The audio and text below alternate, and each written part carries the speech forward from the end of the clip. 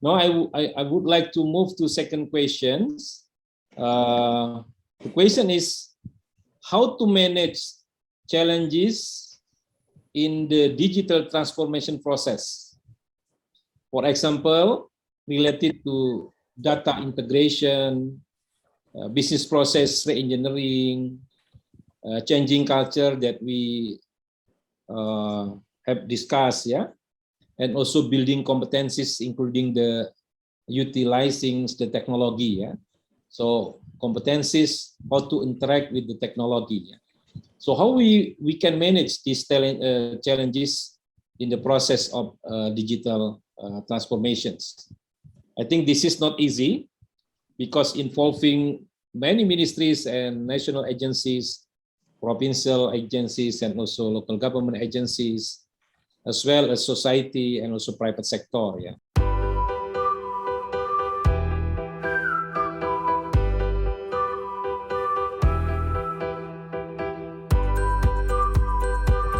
I would like to invite Professor Drexels, please. Okay, thank you very much for this question. And I think it ties very well in what we've discussed before.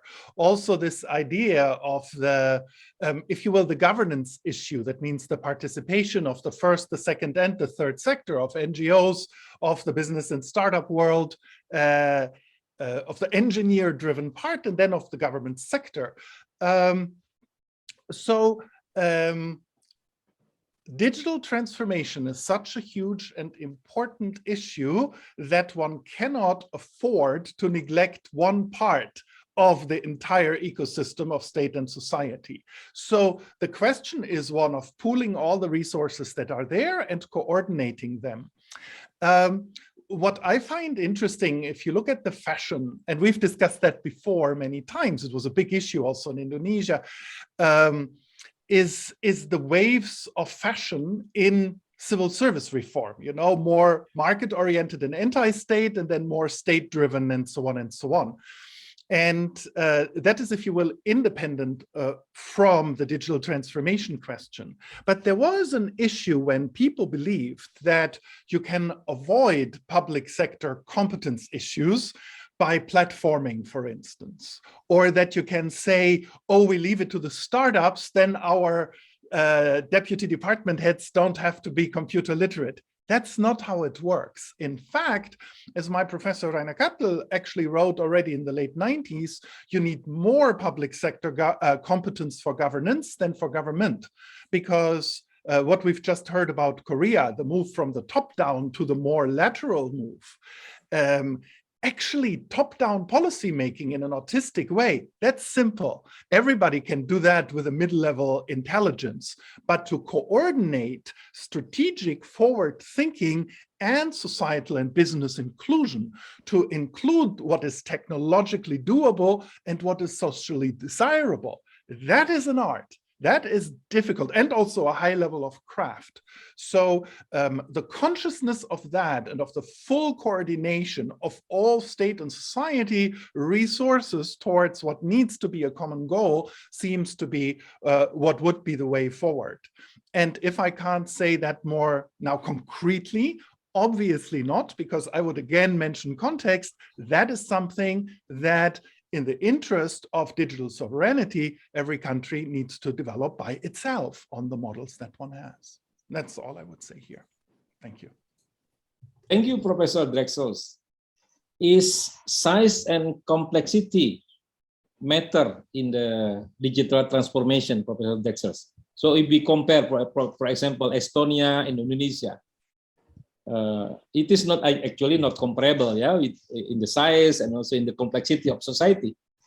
How do you think about the size and complexity in relation with the digital transformations?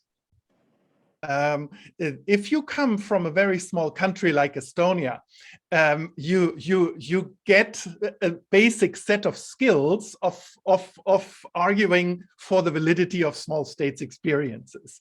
And if it's just the thing that you get. If you go to conferences, then people come and say, okay, one suburb of Beijing is larger than your entire country, so what are you even saying? As a matter of fact, every human person lives for themselves alone, and every experience is important. And complexity is not necessarily a question of size, because, for instance, even in ASEAN, we have very homogeneous nations with tens of millions. And on the other hand, we have small city-states with 4 million that are highly complex and ethically very diverse. So I think this is not necessarily the case. That you and again, let me emphasize that I never argue for technology or political transfer, but for learning. And you can learn at very different systems from yours and say, okay, this is not the same here, but if I look at these parameters, that is a logic I can understand, and we have a similar problem, and I can, for myself, develop my own solution based on what I see from you. This is how I would phrase this, right? I mean, the key here is really policy learning. That said, that there is a particular added set of challenges, both digital and otherwise, in a highly complex, huge country like Indonesia. Yeah, with so different systems, and so with truly remote parts and islands. And on the other hand, of course, with Java, one of the 3 main centers that you can see from space as far as human settlement is concerned, together with the Golden Crescent in China and the Northern Indian Valley, one of the 3 places where really a lot of people live. And demography, will always tell. So, of course, you have a large variety that you additionally need to figure in, but the complexity is heightened, but I would argue not substantially changed. That idea that was mentioned before by several of my distinguished colleagues of digital divide and different skills, rural, urban, and so on, class divisions, and so on, is, on the other hand, of course, fruitfully mitigated by a digital policy that takes these different levels of digital skills into consideration. And for instance, in countries in which people do act via mobile phones and not laptops, and via Facebook and not via a variety of applications, which one might be preferred, that is something that then the government needs to deal with. That means you need to digitally pick up the people where they are if you want to foster digital transformation. And that, the more diversity there is in these digital skills, approaches, and investments, is more complex, but it's not doable for a capable public sector that takes the private sector and the civil sphere into account. Thank you very much, Professor Drexels. Professor Nam, it's your time to explain about your opinion in Korea, please. Very interesting question. Professor Eko's question and Professor Drexler's answer is very interesting. I definitely understand. Size matters, I think. Complexity matters. And size and the level of complexity can be proportionate the size, but not always, because size is a little bit different. The bigger and bigger means more complex and more complex, naturally. But think about China case. China is really big, but they are very simple way. Because of, here is informal talk, so I can say authoritarianism. The authoritarian, that kind of regime has some advantage to top-down approach, make some actions quickly. Actually, that is very advantageous, but not really sustainable, I think. Not really sustainable, not really long way, because all civil society cannot have strong agreement on what the government does sustainably. Currently, they can agree, but not sustainably, I think. So how the government makes the digital transformation possible in the whole country level is very different, depending on the size of the country and the complexity, racial issues, and so many issues. In Korea, I think little bit bigger than Estonia, but not really bigger than other countries. So not the middle. It's quite different. Korea, I think I've been to Estonia, Tallinn twice actually before. Korea is 50 million people, less than Indonesian population, and much lesser than China.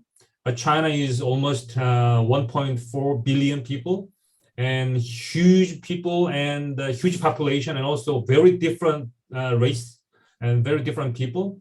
So very different issues. But actually, almost all hegemony in Shanghai and Beijing, and top 5 cities takes all actually. And those power is very stronger than others. So that kind of unbalanced system within the country makes the China is sustainable, I think. But Korea, it has almost the same system. The capital region, Seoul, the capital city, and other metropolitan city take all energy. Human capital is conglomerated in the capital cities. So I don't know the Indonesia, maybe Jakarta and other 5 or 6 metropolitan cities take all the human capitals, intelligence capitals. Korea is the same situation. So digital transformation, these kind of actions have another issue for the future, because digital transformation makes urban-rural gap more serious than ever. Because digital transformation means the younger people have more advantages, and more technology savvy people, they have more advantage. Let me give you an example. For example, Bitcoin, as you know, the cryptocurrency, Bitcoin. Who can earn money from the Bitcoin investment? Especially younger people, not 60s, not 70s, not 80s. Age 20s, age 30s people, actually, they invested money, not huge money, small money, but they get huge money, actually, for less than 5 or 6 years. So this kind of things happen in Korea, not only Bitcoin, but also metaverse, NFT, blockchain. So those kind of new technologies sponge many people from the young generation, not older generation. So rich and poor gap is translated to another gap between rich younger people and poor younger people, and traditionally rich older people and traditionally poor people. So complexity, the level of complexity has faced another level, another phase. So that's what Korea happened now in for the phase of the digital transformation. So this is the social issues. The government issues are the gap in the capacities, the personal capacity, let's say digital literacy. The same level of the position in the government, civil servants, they have very different levels of digital capacity. Some people have very higher level of digital insights, but other people do not have. So what now the Korean personnel management organization, they pursue to kind of averaging or normalizing that kind of capacity. Normalizing means here upgrading lower people, not the downgrading the high people, upgrading the lower people in terms of the digital capacity, especially big data analytics or cloud computing usage, but that kind of things. So, and understanding of blockchain system. So these things are key components of digital transformation now, not the 10 years now. So that's the second issue. Another issue is, huge issue is in the public sector and bureaucracy is resistance to innovation. Bureaucratic inertia. Actually, so do I. I have that kind of resistance too, because my university had some 2 big trigger for this transformation. I have natural resistance because I'm already accustomed to previous setting, offline, casual talk to the people, students. But my university and Ministry of Education and the whole country level government, they suppress us actually. You need to move too fast, more faster way toward digital transformation in education too. So Zoom, WebEx, and what kinds of any types of online education is preferred. But most of people, most of teachers and instructors, professors, they prefer the previous way, traditional way. So this kind of things, natural resistance to innovation and bureaucratic inertia is very serious, especially in the public sector, in the government actually, because the all government people have the natural conservatism, so they have a very strong inertia. So the government people, especially the government leaders, actually they are appointed people with the election. Actually, they are actually politicians, so they lead some catchphrase. But traditional 20 years or 30 years career man, those people actually they have resistance. So this kind of conflicts, kind of cultural conflict, is now the point of the action actually. Yeah, That's the what Korea happen now. thank you. One small questions. You mentioned about the bureaucracy inertia, the resistance of reform. How do you handle with this resistance in the Korea, especially for the government people? I think there are so many people coming from baby boomers generations who resist very much with the reform and transformations. How do you handle this actually in Korea? There are many ways. One way is, the X theory and Y theory. X theory is squeezing people, and Y theory is helping and nurturing people. There are two ways. So squeezing way is we apply performance management. So previous performance management system is adapted to digital transformation. So new components for performance management, for performance evaluation criteria is include new components of digital transformation. So people have to do digital transformation actually. That's the one way, squeezing way. The nurturing way is kind of pairing.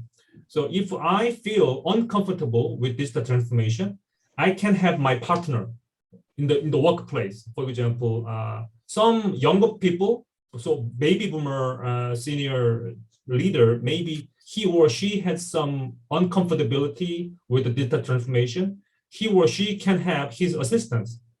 Those assistants has very strong capacity in the digital transformation. So that kind of pairs. So kind of assistant or helper or supporter, those relationship makes people comfortable with digital transformation naturally, I think. These kind of things happen now in Korea. Thank you very much. So we are going to maybe continue our discussion with this resistance. Yeah?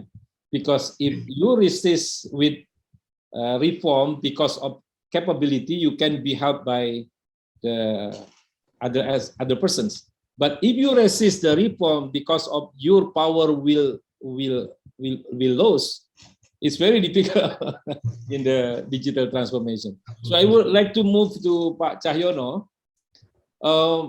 So as far as I know that you are now working with some ministries, in order to have a commitment and also agreement how to review the process business, how to integrate that data, one data, and so on. How do you see the challenges, the difficulties to have commitment from other ministries and agencies in Indonesian case? Yeah. Please, Pak Cahyono. Okay, thank you, Professor. First, maybe I will try to explain. In Indonesia, we have like a national coordination team, which is there is a Ministry of Communication and Informatics, which is deal with the IT, And there is a Ministry of Interior, which is how to implement the business process in regional government. And also in the national coordination team is also have a Ministry of Plan, is to make sure all the plan in the national will be harmonized and can be integrated between the central agency and also the regional government. So all the member, I mean, national coordination team in eGov, how to implement eGov. Maybe the problem is Profeco is maybe some of the institution is like a different mindset of the how to implement. First, like a Ministry of Communication Informatics is how to deal with the digital infrastructure. Which is the digital infrastructure is to how to implement the like internet at work, and which is and the implementation in the regional government, which is the same the different policy from the Ministry of Interior Indonesia. So that's like a coordination problem. First is about the coordination problem, and the second thing is in each ministry or the institution, they have a different like indicator, outcome indicator. So the like I mentioned before, the Ministry of Information Communication is the indicator how to implement the internet broadband or internet accessibility in all in the region.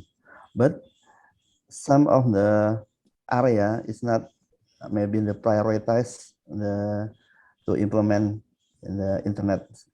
So the Ministry of Interior, for example, which is a different indicator outcome between the Ministry of Information Technology.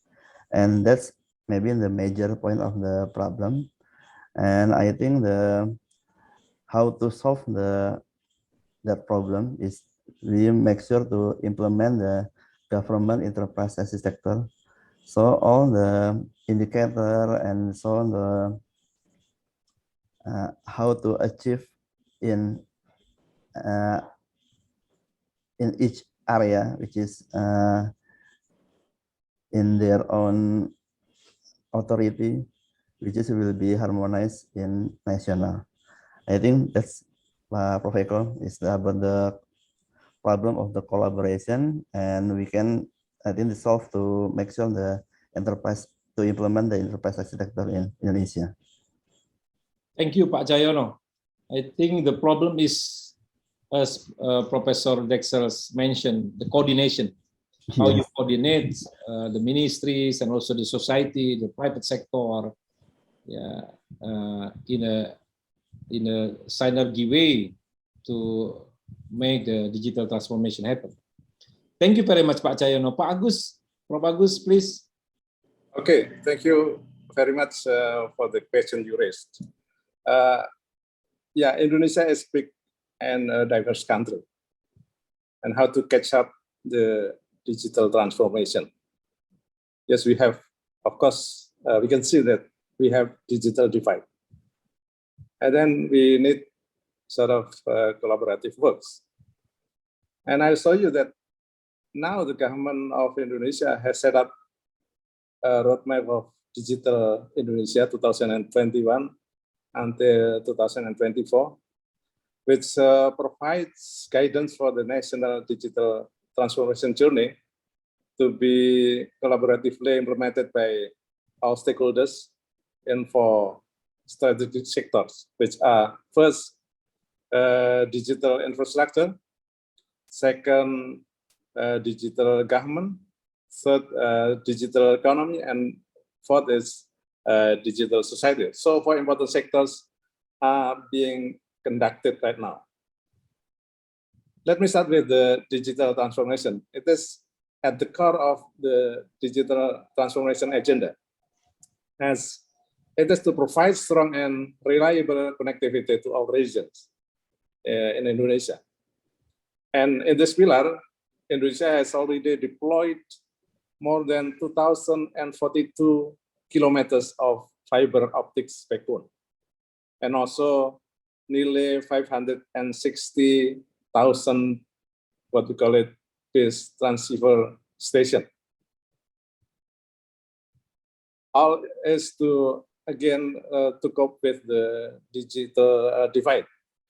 The second is in the digital government pillar, to support the practice of government.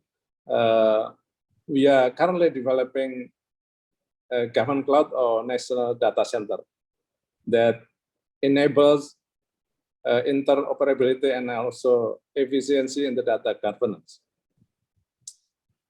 And in the digital economy pillar, right now the government is administering several programs related to promoting digital small and medium enterprises, such as digital literacy and also SMEs digital onboarding.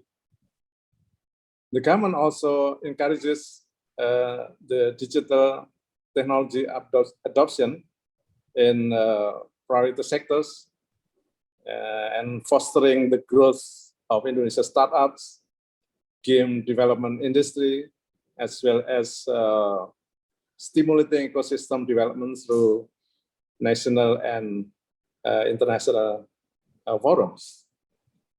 To address the need of digital talent, the government administers several non-formal and also formal education programs.